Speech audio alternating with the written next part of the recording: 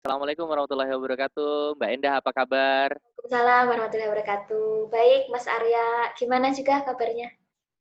Alhamdulillah baik, Jogja semakin memerah dan selalu alhamdulillah hari ini hujan. Mudah-mudahan kita selalu dilindungi lah di tengah-tengah Amin, situasi Covid ini ya, pandemi. amin, amin, amin. Baik, teman-teman, saya sudah bersama dengan Mbak Endah Ayu Pamungkas. Beliau adalah eh, seorang magister profesi psikologi, betul ya Mbak ya? Iya, Untuk saat ini menempuh magister oke, konsentrasinya apa? Industri Mbak? Konsentrasinya? industri. Konsentrasinya di bidang psikologi industri organisasi, karena sebelumnya ada Psikologi. pengalaman sebagai HRD gitu. Mantap, mantap.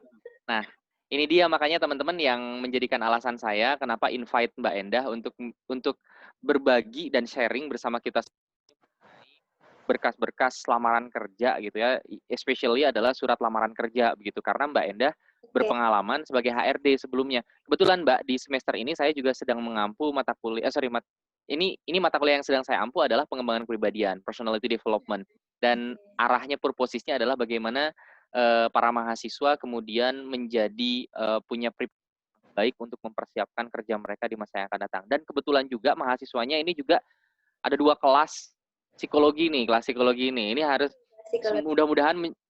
mudah-mudahan Mbak Endah bisa menjadi inspirasi buat teman-teman psikologi dan teman-teman di luar psikologi juga gitu ya, supaya bisa mempersiapkan diri dengan baik untuk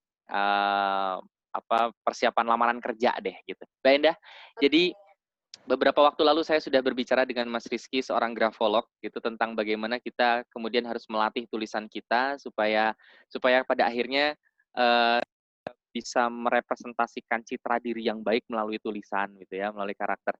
Nah sekarang uh, saya ingin mendapatkan ide sebagai seseorang yang berpengalaman di bidang HRD nih Mbak, uh, apa apa sih sebenarnya yang harus dipersiapkan oleh calon lulusan nih atau job seeker nih ya untuk mempersiapkan surat lamaran. Kita fokus pada surat lamaran gitu. Kira-kira silakan dari Mbak Endah, silakan Mbak Endah. oke. Apa Mbak?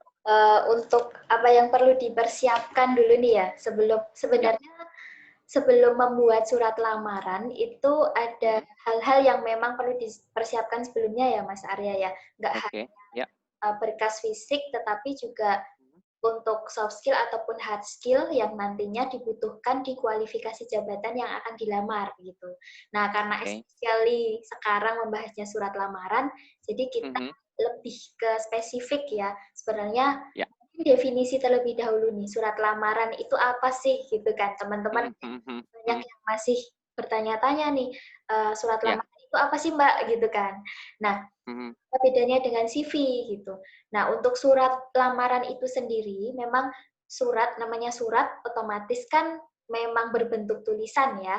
Tulisan yang Yes. mana ditujukan kepada perusahaan, bisa Mm-hmm. kepada pimpinan perusahaan ataupun Mm-hmm. pimpinan HRD ataupun Mm-hmm. kepada rekruter, tergantung dari Oke. informasi lowongan kerjanya nanti ditujukan ke siapa begitu untuk lamaran. Mm-hmm. Nah, Mm-hmm. ditujukan ke situ ke bagian perusahaan dengan tujuan untuk melamar pekerjaan. Jadi ada lowongan kerja, kemudian kita berniat untuk melamar pekerjaan itu. Bagaimana caranya supaya bisa terhubung ke perusahaan Oke. begitu. Nah, surat lamaran ini menjadi sebuah sebuah pengantar yang nantinya Mm-hmm. akan ada lampiran-lampiran yang lain. Nah, lampiran-lampiran itu Oke. contohnya CV, kurikulum vitae atau Mm-hmm. Mm-hmm. kemudian Baik. berkas-berkas lain yang mendukung, misalnya seperti ijazah, transkrip nilai, sertifikat-sertifikat yang lainnya gitu, atau uh, Oke. misalnya sertifikat prestasi atau sertifikat Mm-hmm. mengikuti pelatihan skill apa gitu kan, itu juga bisa. Oke. Nah, jadi Mm-hmm. dari situ perbedaannya terlebih dahulu dan definisi surat Mm-hmm. lamaran itu sendiri. Jadi sebagai Mm-hmm. berkas untuk menghubungkan dari kandidat atau job seeker ini untuk Mm-hmm. terhubung ke perusahaan. Jadi seperti Oke. dalam bahasa Jawanya tuh kulon wun gitu loh Mas. Kulon nuwunnya ya. Oke, ya, ya. Gitu. Jadi Sip, sip. Mm-mm. kulon wunnya berbentuk berkas itu gitu. Nah, itu Baik. dari Mm-mm. definisinya terlebih dahulu secara Oke. mudahnya ya kalimatnya seperti Heeh, heeh, heeh. Oke. Seberapa dilihat, Mbak, si prolog ini, si pengantar ini oleh HRD ketika bikin?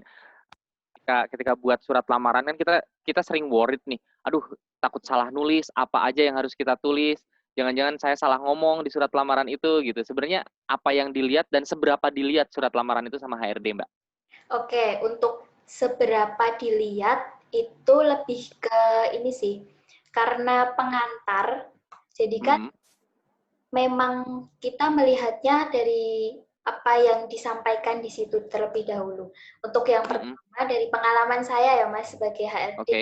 Ya, dan ya, rekruter yang waktu mhm, di kantor itu mhm, memang yang perlu dilihat itu dari ini, mereka itu mendapatkan informasi lowongan kerja itu dari mana? Itu yang pertama. mmm, Karena itu sebagai bahan evaluasi di bagian rekrutmen, rekruter dan mhm, HRD tentunya untuk menjadi bank data ya, karena mhm. portal mana sih yang efektif untuk menyebarkan informasi lowongan kerja itu gitu? Apakah via Oke. online ataukah offline? Ya, Kalau misalnya mhm, offline di mana, online juga di mhm. portal mana gitu. Nah, itu Oke, oke, untuk evaluasi, bahan evaluasi. oke. Kemudian yang selanjutnya dilihat dari Mhm, identitasnya, identitas si identitas. kandidat, calon Oke, kandidat ini. Dia pendidikan terakhirnya apa? Apakah sesuai dengan kualifikasi atau tidak begitu. Kemudian mhm, terkadang kan mhm. ada usia juga ya Mas ya, maksimal berapa, Oke, kemudian ada yang mhm, mensyaratkan belum menikah ataukah boleh menikah gitu. Jadi memang ada mhm. identitas yang perlu dicantumkan di situ. Dan Oh, oke. yang paling penting Mhm, adalah mhm, kontak yang mhm. bisa dihubungi. Nah, kontak yang Oke, bisa dihubungi ini bisa melalui nomor telepon atau nomor handphone, mhm, kemudian alamat email. Karena memang beberapa perusahaan kan ada yang bisa broadcast lewat email gitu untuk mhm, pemberitahuan. mhm, Mungkin di tahap mhm. selanjutnya ada psikotes atau ada panggilan Baik, interview begitu. Jadi kontak yang bisa baik. dihubungi, nomor handphone yang ada. Oke. Jadi lebih ke situ. Oh, oke. Namanya jembatan penghubung antara Heeh. pelamar dengan perusahaan, otomatis kan harus ada alat atau alat apa ya, seperti bagaimana sih cara perusahaan untuk menghubungi si kandidat ini begitu. Baik. Nah, Mhm, itu mhm. lewat nomor Oke. telepon atau alamat email itu tadi. Begitu. Iya, iya. Oke. Oh, oke. Oh. Oh, jadi mhm, mhm, mhm. Yes. Oke. Baik. Oh, jadi sebenarnya ada tetap perlu mencantumkan setidaknya nama, usia, status begitu ya? Di surat lamaran. Selain di CV ternyata di surat surat pengantarnya itu pun ternyata harus masuk ya, Mbak Endah ya? Ya, untuk identitas singkat aja sih, Mas. Biasa Identitas singkat. Oke. biasanya tuh nama, kemudian Mhm, usia, itu kan mhm. yang paling ini ya, nama, usia, Ya. pendidikan terakhir, kemudian Mhm. kontak, kontak yang bisa dihubungi. Kontaknya. Nah, kalau untuk Baik. jabatan atau posisi yang Mhm, dilamar itu kan mhm, biasanya mhm, sudah tertulis di yang kalimat-kalimat entah awal atau akhir itu biasanya ada mhm. untuk melamar posisi sebagai misalnya staf administrasi gitu atau Yes. staf Ya, accounting gitu. Itu kan sudah ada sendiri ya, tempatnya. ya, ya. Jadi lebih Oke. Baik. Wah, ini dia nih. Ini wawasan baru buat saya nih. Ternyata perlu masuk juga loh teman-teman ya, identitas basic identity itu di surat pengantarnya itu gitu dan itu ternyata dilihat juga dan kontak person. Nah, kontak person, Mbak, boleh nggak kita cantumin nih? Ini, apa namanya, WA oke, email oke gitu. Tapi juga kalau misalnya masih penasaran CV yang selain CV yang kita lampirkan, kita pengen juga nih, profiling diri kita melalui media sosial yang kita punya atau mungkin personal blog, personal web yang kita punya gitu, kita cantumin di situ boleh nggak? boleh untuk portofolio Boleh ya? ya, lebih ke portofolio sih. Ya, ya. Nah, Heeh, itu heeh. boleh banget dicantumkan di surat lamaran juga karena itu kan sebagai uh, alat juga untuk HRD Mhm, mencari tahu nih seberapa mhm. skill yang dimiliki oleh si kandidat ini begitu kan itu bagian Oh, dari portofolio. Misalnya mendaftar yes. sebagai content writer, nah itu kan mencari Heeh, heeh.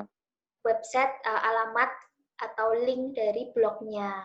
Kemudian misal dari baik. desain grafis, mencantumkan Mhm. dari Instagramnya dia. Nah, feed-feed Instagramnya Mhm. itu seberapa bagus dan seberapa menarik untuk dilihat dari desain Oke. itu. Bisa Oh, juga oke. gitu. Selain Ya, desain, ya, ya. tapi lebih detailnya kan untuk Heeh. skill, kemudian pendidikan, Mhm. pengalaman kerja Mhm. atau pengalaman magang, itu kan di CV-nya nanti yang lebih Betul, detailnya di CV-nya ya. betul. Oke.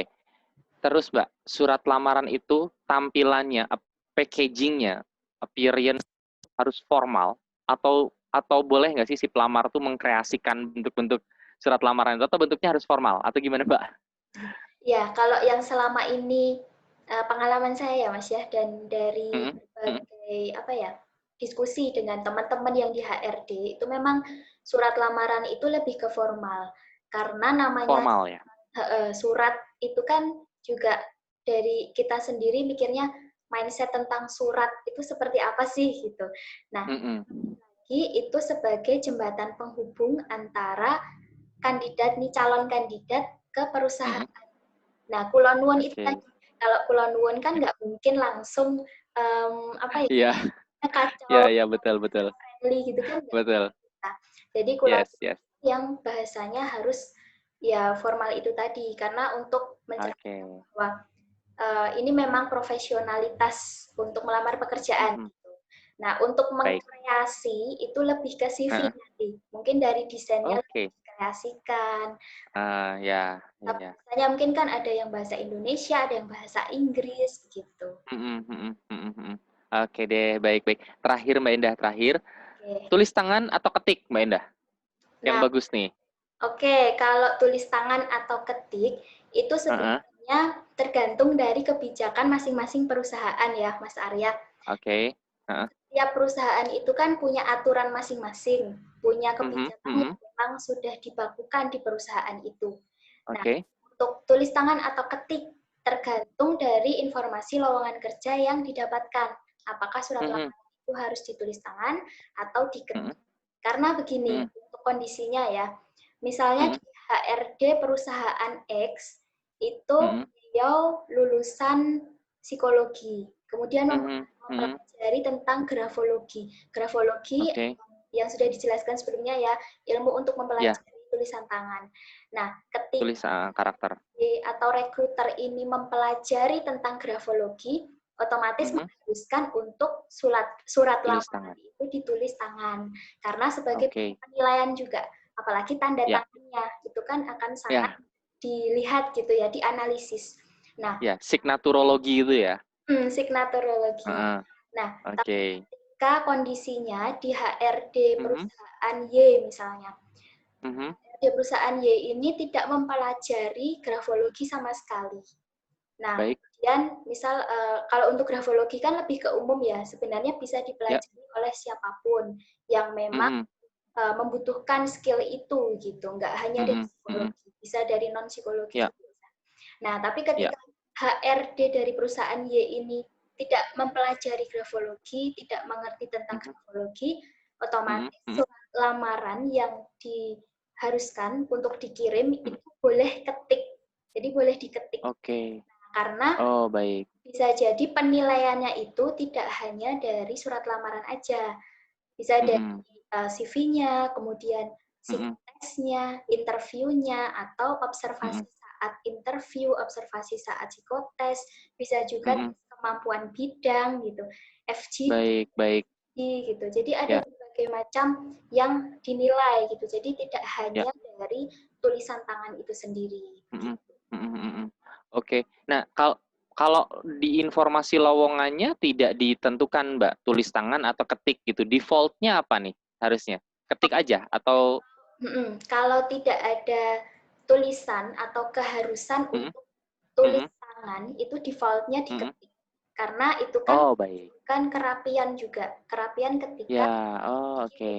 Nah, Ya. HRD itu kan menyeleksi atau screening ya Mas ya, Mhm. screening Mhm. dari calon kandidat ini tuh tidak hanya satu atau dua orang, tetapi Mhm. Mhm. puluhan, Baik. ratusan, bahkan ribuan yang melamar gitu. Jadi kalau Oke. ada perintah untuk tulis tangan, default-nya Heeh, lebih diketik karena untuk diketik. memudahkan HRD dalam screening gitu. Siap. Karena kan Oke. ada Heeh, heeh. juga yang mungkin tulisannya bagus, rapi seperti font di komputer gitu ya. Ada Ya. juga memang beberapa yang tulisannya itu tidak mudah untuk dibaca dan itu membutuhkan effort Oke. yang cukup luar biasa bagi HRD untuk Ya, gitu kan.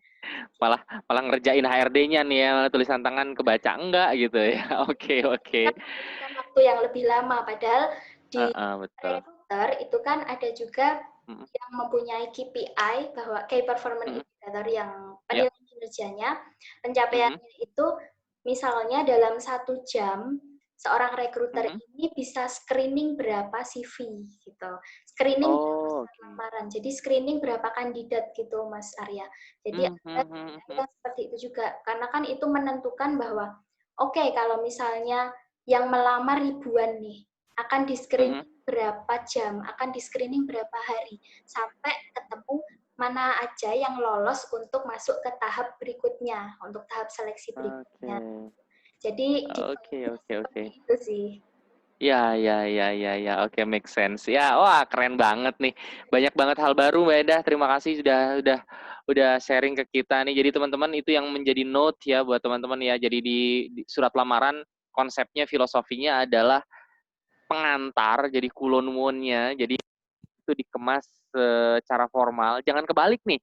Surat lamarannya dikreasikan, pengantarnya dikreasikan, CV-nya terlalu kaku.